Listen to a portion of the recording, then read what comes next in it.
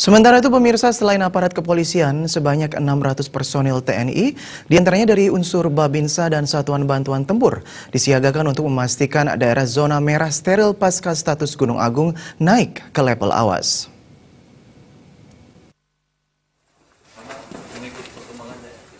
Untuk memastikan wilayah zona merah kosong dari aktivitas penduduk pasca status Gunung Agung naik ke level 4 atau awas, Kodam 9 Udayana sudah menyiagakan sebanyak 600 personil.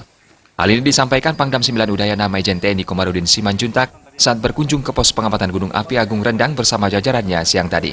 Disiagakannya personil ini karena berdasarkan pantauan pasukan TNI bersama aparat terkait sampai saat ini, masih ada beberapa warga yang nekat menerobos kawasan rawan bencana 3 di bawah radius 8 km dan perluasan sektoral 10 km dari puncak Gunung Agung.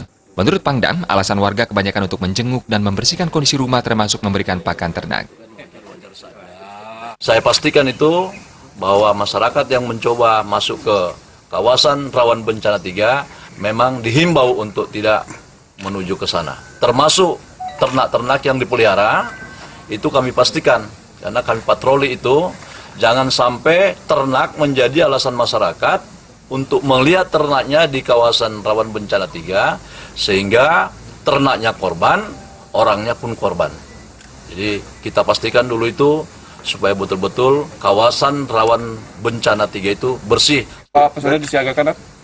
Kalau kami lebih kurang 600 siaga di sini, yang sudah gelar pasukan ya. 600 orang sudah ada pasukan, termasuk dari Satuan Tempur, Satuan Bantuan Tempur, Yonsipur 18 sudah ada inset tergelar di kawasan rawan bencana. Pak, dari pantauan ada mungkin yang membandel masuk ke KRB 3, Pak? Memang masih ada, tadi yang saya katakan, ya, saya tanya Dandim dan Satgas, saya tanya dan Ramil, memang masih ada 1-2 orang, termasuk ke Besaki.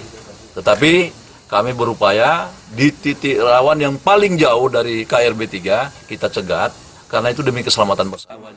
Mengingat hingga saat ini aktivitas vulkanik Gunung Agung masih tinggi, Pangdam juga mengimbau agar masyarakat dari zona merah mengikuti anjuran PVMBG maupun pemerintah demi keselamatan bersama.